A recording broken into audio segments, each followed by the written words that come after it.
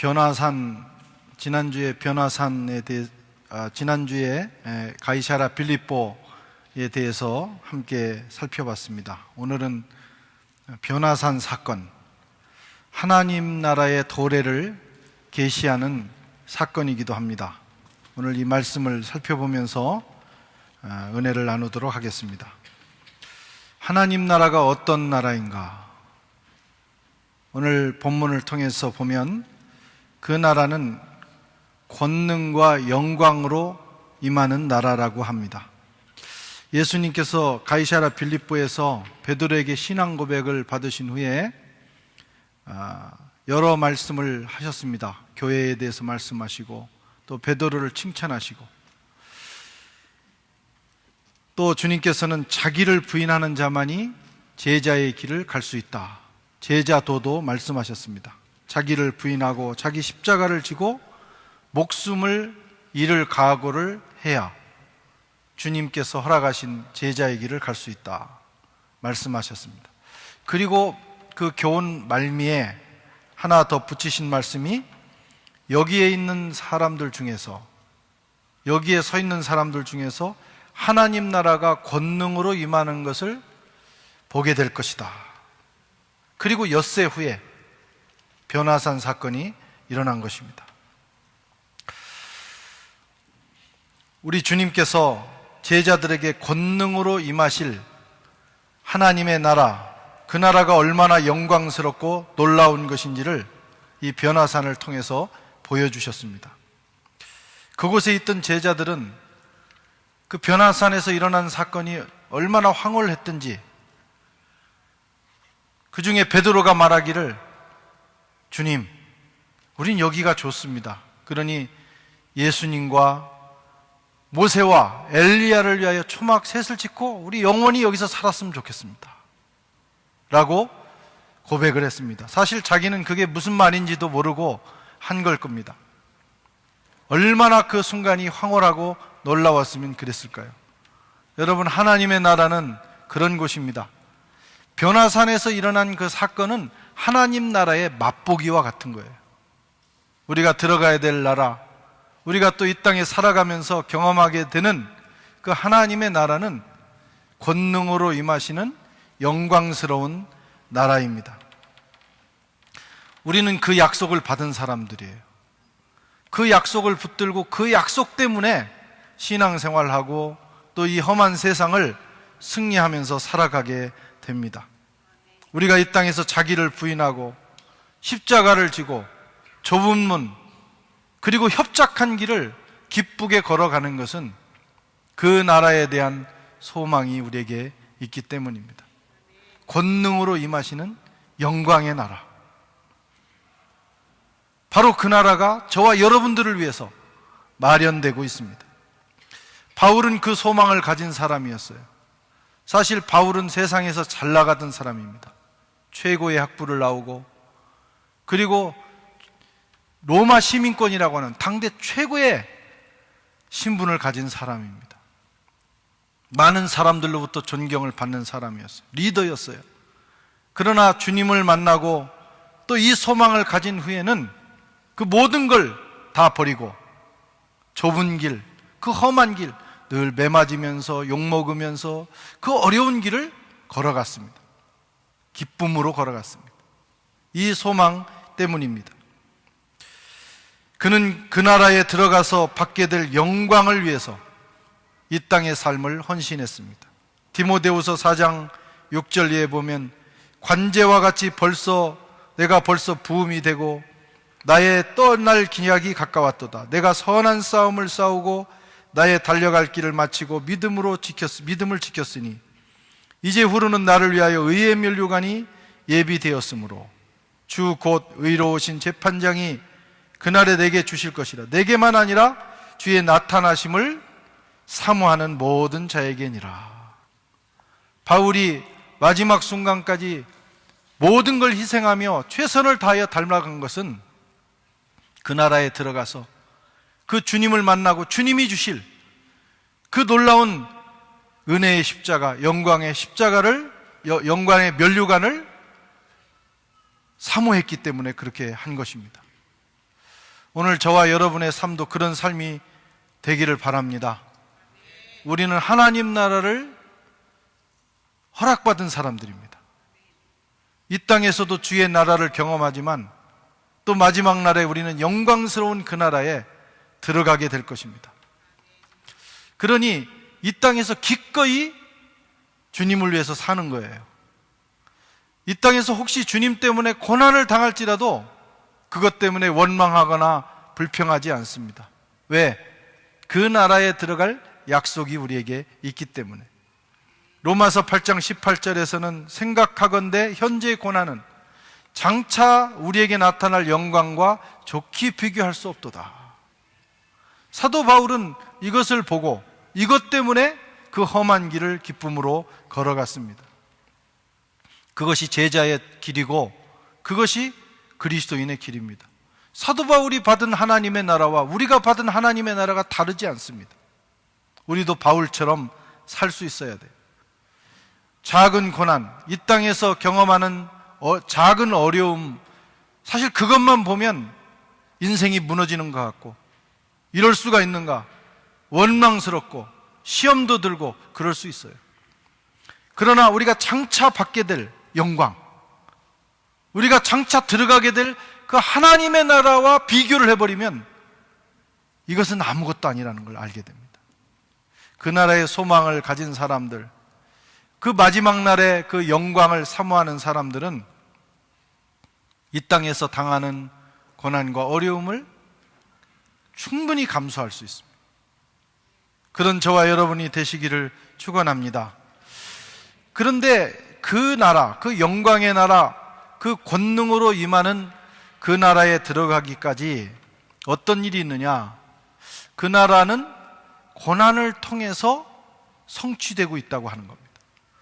변화산에서 예수와 엘리야가 주님과 대화를 나누었습니다.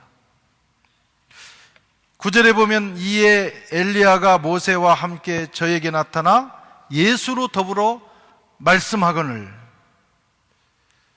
그 대화 내용이 뭐냐? 오늘 본문에는 언급하고 있지 않지만 누가복음 9장 31절에는 영광 중에 나타나서 장차 예수께서 예루살렘에서 별세하실 것을 말씀하십니다. 지금 엘리야와 모세가 주님께 와서 지금 나누는 긴밀한 대화가 하나님 아버지의 전갈입니다. 곧 일어날 일인데 주님이 체포되셔서 고난당하시고 그리고 십자가에 죽으신다고 하는 그런 소식입니다. 고난과 영광, 여러분, 영광과 고난은 한 짝입니다. 동전 양면과 같습니다. 고난 없는 영광 없고 영광 없는 고난도 없습니다. 십자가 없이는 부활도 없습니다. 하나님의 영광스러운 나라는 고난을 동반합니다. 그 나라에 들어가기를 원하는 사람들은 이 땅에서 기꺼이 고난을 감당해야 하는 것입니다. 우리는 보통 예수 믿을 때 예수 믿고 죄사함 받고 이제 내 인생의 문제가 해결됐으니 만사형통하면 좋겠다, 하는 모든 일이 다 잘 됐으면 좋겠다, 이렇게 생각을 합니다. 그건 예수 믿는 사람 아니라 안 믿는 사람들도 다 마찬가지예요. 이런 인생이 되면 좋겠다, 만사형통. 그래서 아이가 태어나면 다 무병장수 만사형통하기를 빌어주는 것입니다. 뭐 그렇게 빌어주는 것이 나쁘진 않아요. 가능하면 그렇게 되면 좋겠지요. 그러나 특별히 인생은 그런 인생도 없을 뿐만 아니라 하나님의 나라에 들어가는 길에도 그런 길은 없다는 거예요.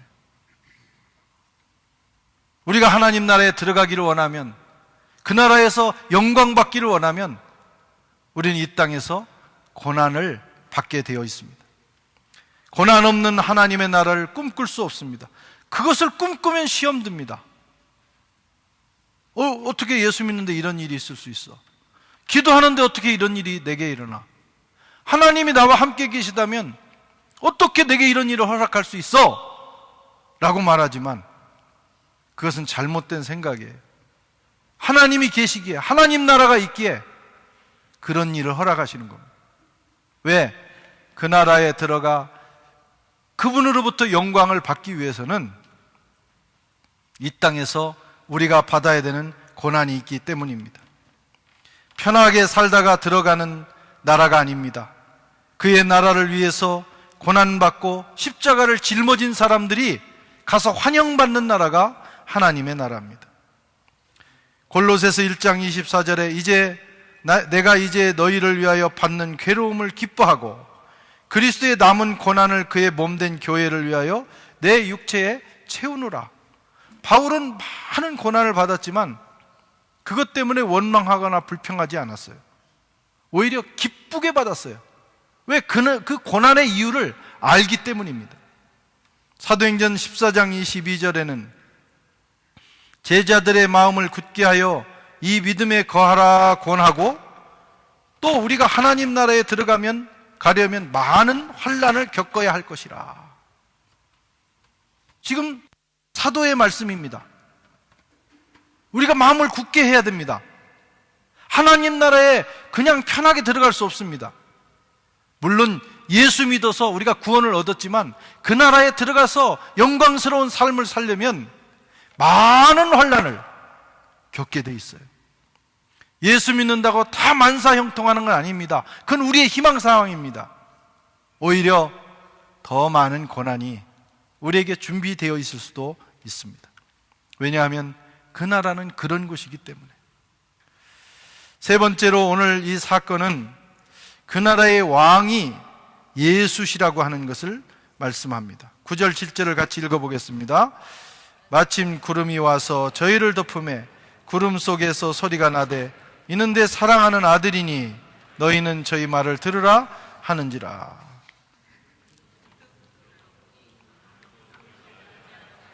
오직 예수와 자기들 뿐이더라. 이 사건의 주인공은 예수님입니다. 하나님 나라의 주인공은 예수님입니다. 그 나라의 왕이 예수라, 이런 말씀입니다. 모세는 위대한 사람이었어요. 율법을 받았고 구약의 대표적인 지도자고 모든 이들이 우러러보는 사람입니다. 엘리야는 선지자의 대표자입니다. 그는 죽음을 보지 않고 승천했습니다. 구약을 대표하는 두 지도자지만 예수보다 높지 않아요. 예수보다 중요하지 않아요. 그들이 정신을 차렸을 때 그들은 보이지 않고 예수만 보인 것입니다. 하나님의 나라는 바로 그런 곳입니다.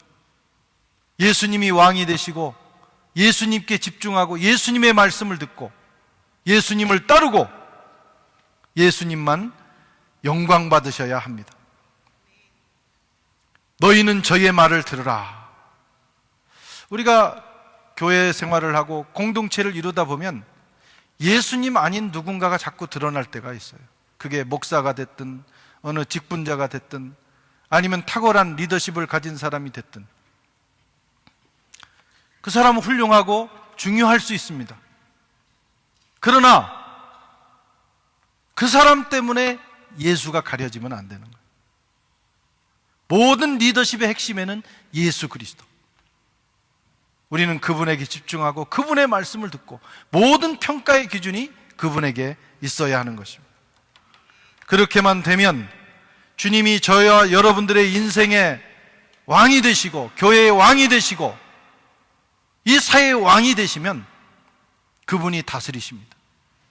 그리고 그분이 책임져 주시는 것입니다. 우리 주님께서 이 변화산의 그 계시대로 결국은 체포되셔서 십자가에 죽으셨습니다.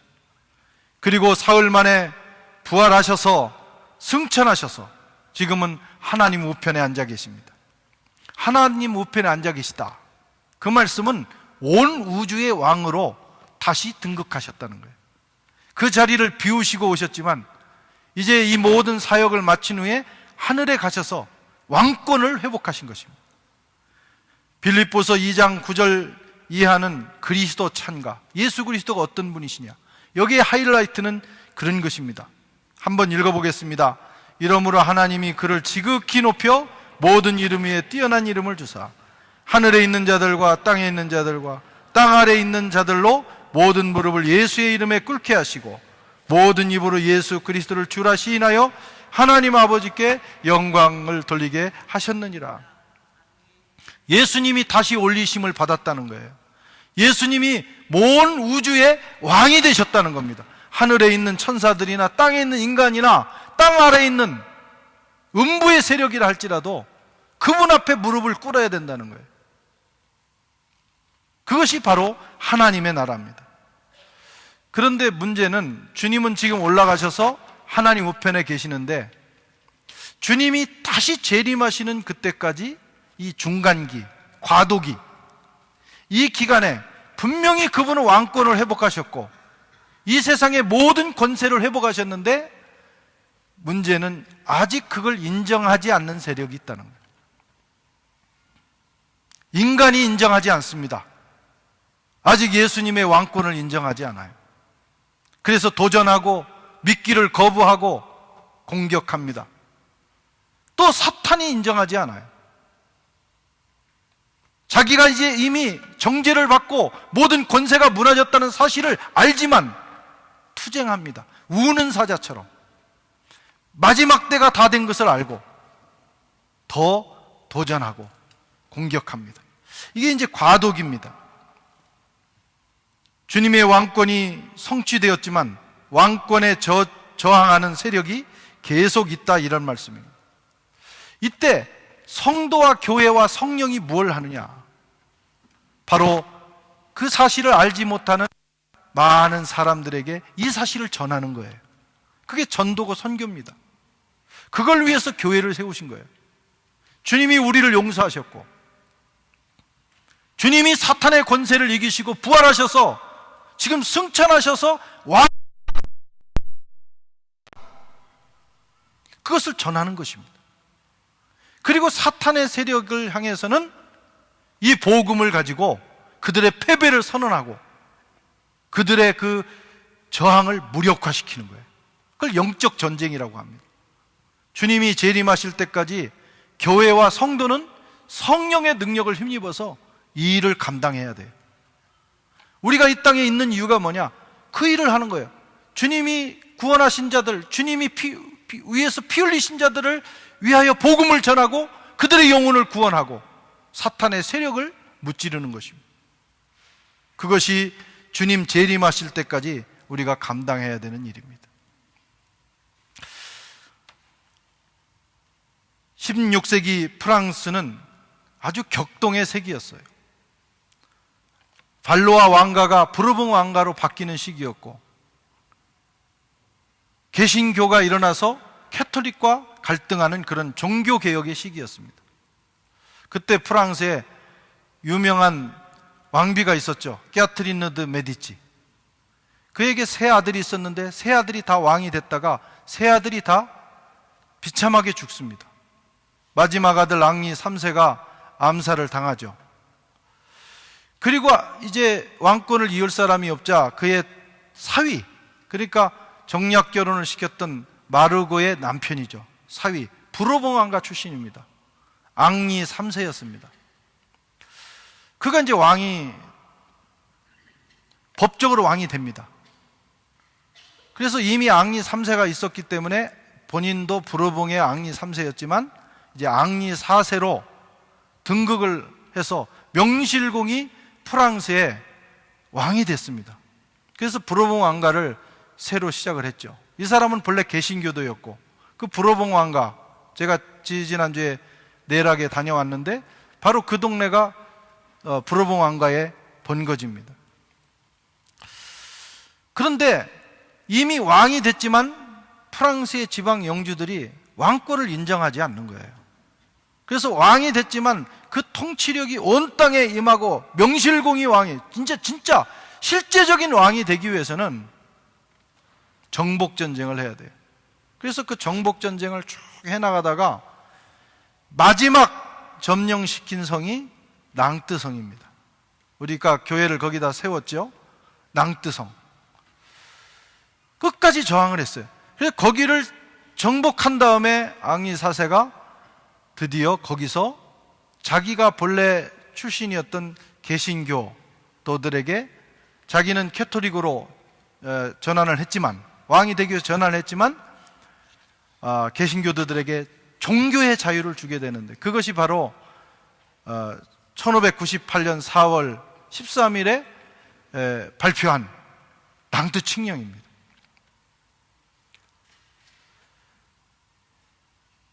그가 프랑스 왕이 됐어도 그 왕권이 미치는 기간은 시간이 필요한 거예요.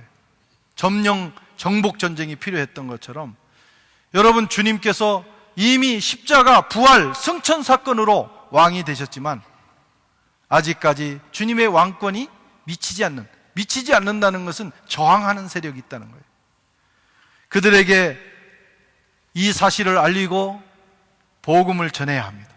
그것이 선교적 사명이에요. 우리는 반드시 이 일을 감당해야 돼요. 이 일을 하지 않으면 그냥 교회가 신교 단체 정도로 머무르게 되면 하나님께서 기뻐하시지 않습니다.